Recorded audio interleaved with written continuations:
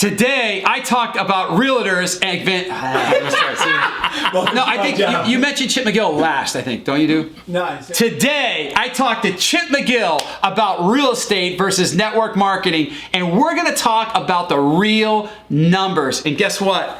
I'm going catcher style in this one, baby. I'm throwing down the signs. We're coming after realtors hard, and we're coming after Tripp right now.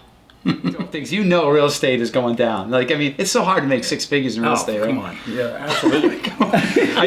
Listen, you love this job way more than you love doing real estate. Absolutely. Okay. So, all right, so we're going to have some fun, man. Let's get it going. Are you ready? Yep, we'll do it. We'll do it. All right, let's go.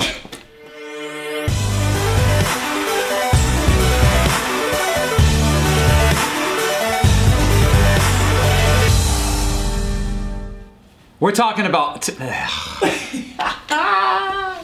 This is. I can see. This is what Craig has to deal with.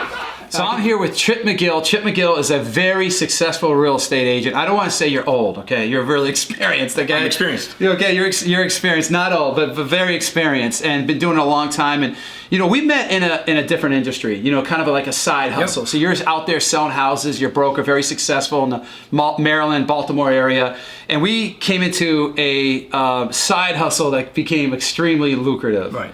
And we were talking about, how hard it is to do real estate and how hard it is just to make six figures in real estate. I was telling you that I have, so many friends that do real estate that if I was going to go buy a house, sell a house, I probably have 19 friends that would be upset if I picked one of the 20. Sure. They'd be angry at me, absolutely. Right? And you made a little joke about that, but maybe you can comment on that and tell and listen.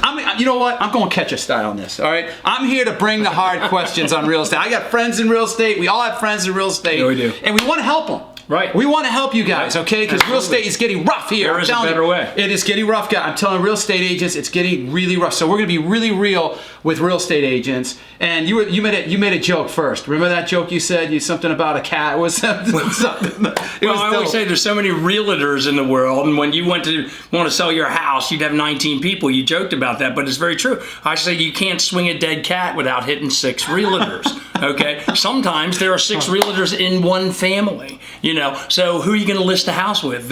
Your sister, your uncle, your brother. Who are you going to list with? Then your friends. Oh, you're my frat brother. And so on and so forth. And real estate industry is really tough. And the one thing about the real estate industry is that I don't know. Personally, I don't think anybody ever grows up and dreams about being a realtor. If you did, great for you, and you realize your dreams. People go into real estate because they realize that after they've tried a lot of other things, that they got shelled out of their job in corporate America, they realize that real estate, they could make 6 figures if they were willing to sacrifice their entire week working 8 to faint 7 days a week. Okay, 7 days a week. And you can make 6 figures, maybe more, maybe multiple 6 figures, maybe a couple $100,000 a year. Okay, but you're literally sacrificing your life away. I've been at the point where we were in the heyday of the industry. We were making, quite frankly, a lot of money. We settled $63 million in settled deals, and my mother and I worked on a nice little team inside of one of the most successful real estate brokerages in the Mid-Atlantic, actually in the country. And the funny thing about it was we worked literally 8 to faint every day, 8 to faint every day, 7 days a week, nonstop. And it was tiring, and I was burned out. When the industry and the economy burned out, I was burned out of that industry. Right. There was no off-ramp. There's no off-ramp at all. Can't go away. I remember going away to Hawaii for, actually, unfortunately, it was a funeral. It wasn't even a good thing. We went away for a funeral, and people were calling us at 6 o'clock in the morning, 3 o'clock in the morning. And they were like, you sound sleepy, Chip. And I'm like, well, yeah, that's because I'm at my cousin's funeral in Hawaii, and, it's 6 hours behind. And they're like, oh, well, I need to get this document done, and so on and so forth. You can't even leave the field. And yes, I know you can have assistants and stuff like that, but everybody wants to talk to the realtor. And there's cost to being a realtor, right? Oh, there's a lot of cost. There's fees of you don't keep the whole commission. Even if you kept 100% of your commission, there's fees involved in it. That's the old adage that people go, "Oh, I'm 100% agent. Well, it doesn't cost you anything for your office? Well, it costs me $2,000 a month for my office." "Oh, well then you're an 80% agent." "Well, what do you mean?" "Well, how much money did you make last month?" "Well, I made $10,000." "But it cost you $2,000 to make that $10,000." And they're like, "Yeah, well you made $8,000. Means you're an 80% agent." They don't even know their numbers sometimes, right? They don't even know their numbers. Well, Chip, you've been very successful in real estate, and one of the things we were talking about too, and you were just saying, Troy, and a lot of you run with a lot of successful real estate agents as well. The birds of a feather flock together type of thing. But you were saying, okay, and here's some of the questions that I want to get into is that most realtors, even the most successful realtors in your town, they don't have a retirement. They don't have a guaranteed, predictable income. And you were saying when they get off the treadmill of real estate, their income gets off with them, and it can be very challenging. Yeah, absolutely. You sell a house, you get paid. You sell a house, you get paid. You don't sell a house, guess what? You don't get paid, okay? And even if I sold a house today, it's going to be 30, 45, 60, 6 months if I sell a new construction house, right? So you got to have constant deals in the pipeline all the time. God forbid you got sick. Yeah. God forbid the market changes, right? We've seen all that before, okay? Any kind of turn down. Okay, God forbid somebody can't get a mortgage qualified. All these things happen. And our perception is real estate is so cool. It's like our perception is like, I'm going to be a realtor. When everybody, they want to work for themselves and they don't want to work for corporate America. They want to be their own boss. So many people want to be a realtor. Yeah. And so there's all these challenges. And I want to get to what we came here to talk about. Sure. Okay. But I want to ask you one question: is now there's things circulating that realtors' commissions could be cut in half because of Amazon. That Amazon.com is going to get into the listings, and that's just how much competition is there already out there in real estate. Look, you look at a guy like Jeff Bezos, and he'll take that industry and he realizes the billions of dollars, and he can come in as a market disruptor and turn that industry upside down. You've also got people that work inside the industry, like Zillow. Zillow itself is in a position that in the very near future, they could become the biggest brokerage in the country. And if any realtor doesn't realize that, it's naive as far as I'm concerned. It's really naive. And absolutely. Once again, there's no off-ramp. You've got to salt away the money you need for retirement. What are you going to do beyond your real estate industry, your career? And that's what I always thought of. Multiple streams of income. I was an entrepreneur before I was a realtor. And, everybody wants to be a realtor. You're right. Because we see Chip and Joanna Gaines on TV. We see Property Brothers. And we see all these $1 million listers from Hollywood and all this other stuff. And it's glamorous. Not every house is $1 million. You sell $1 million house, that's great. Sometimes in your marketplace, you might have to sell 10 $100,000 houses. So you make the same commission. It's $1 million settled. You're working 10 times harder, right? So everybody wants to sell $1 million house. That would be simple, but it's not. It's just not. It's not pretty. That's right. So let's talk about our industry. Sure. We really feel, and you're one realtor, but we're working. We got some realtors that we're working with.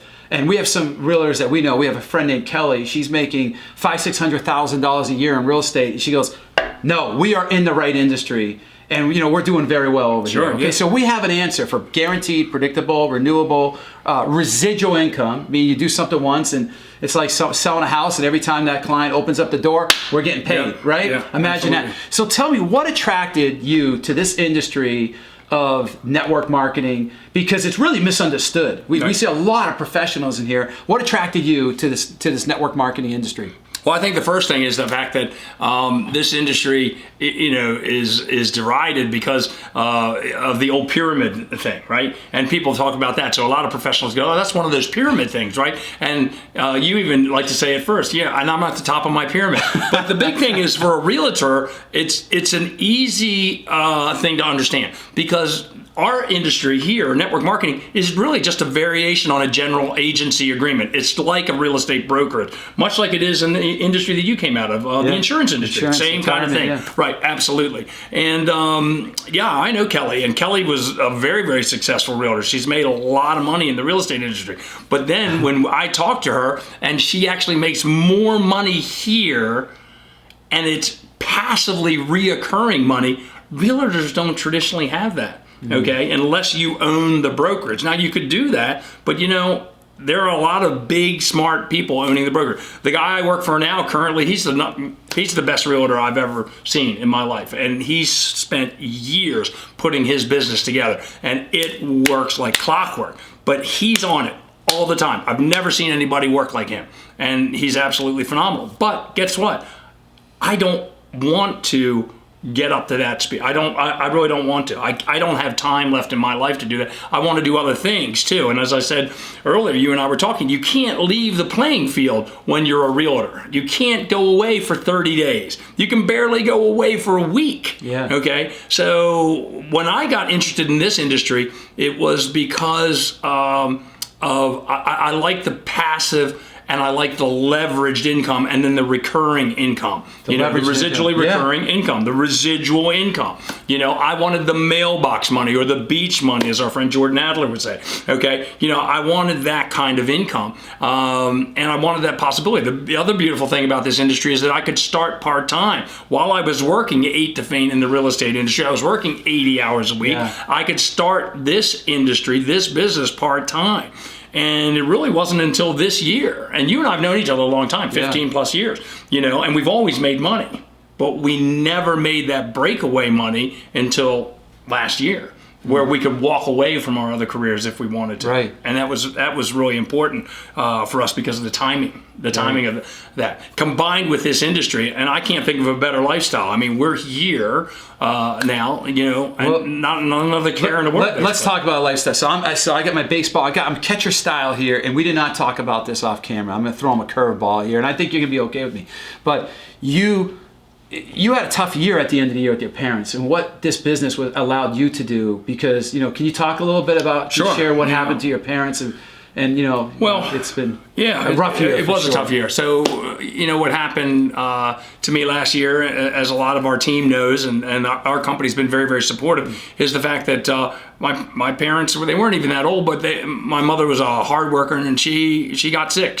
My mother suffered from ALS, and she got diagnosed in 2016, and it progressively got worse and worse. My dad then in 2017 had open heart surgery, and we thought he was going to recover, but he just never recovered completely. And 2018 was all hospitals and doctors' visits. That's all it was. Hospitals and doctors, nonstop. There was very little way I was going to keep up and in real estate and build my real estate business, because I was taking care of my mother and father. Unfortunately, they both succumbed to their illnesses. And my father died right after Christmas, and my mother died the first of the year in 2019. She died in January.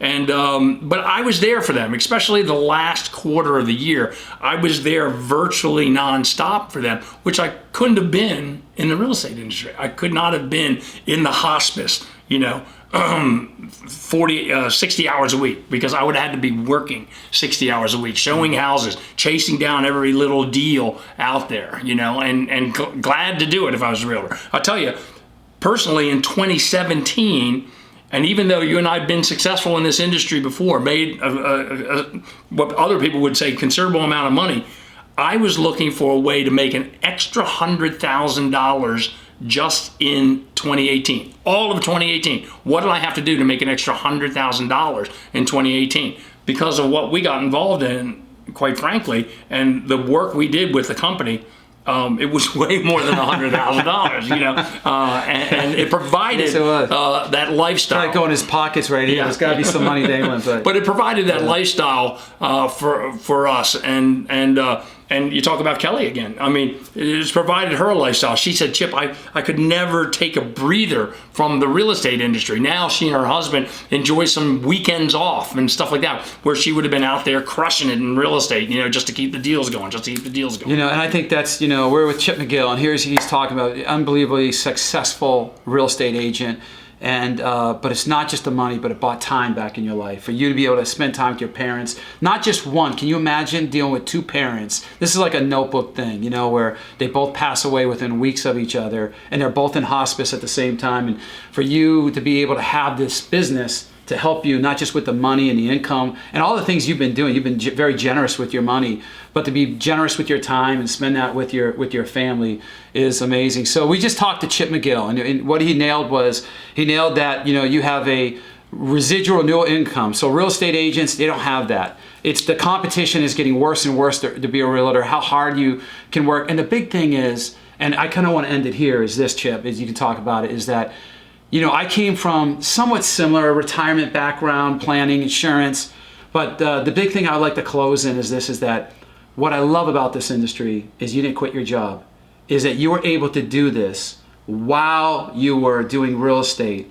And at some point you were like, boy, this income is even, and then it passed it, but it allowed you to do this. You didn't have to quit your job. You did this around it. And just finish up and telling people the advantages of that and how it helped and why you think it attract people that way. Well, absolutely. And in fact, in my particular circumstance, it really allowed me to look at the real estate industry where I was really starting to get burned out from the industry because I was dependent on every sale returning me dollars, every sale returning me dollars. And you start to look at the dollars, and I think a lot of realtors do that. They start to look at the deal and the dollars as opposed to the clients. And sometimes you work with clients you didn't want to work with, okay? Now I can cherry pick my clients. I can work with only the clients that I want to work with.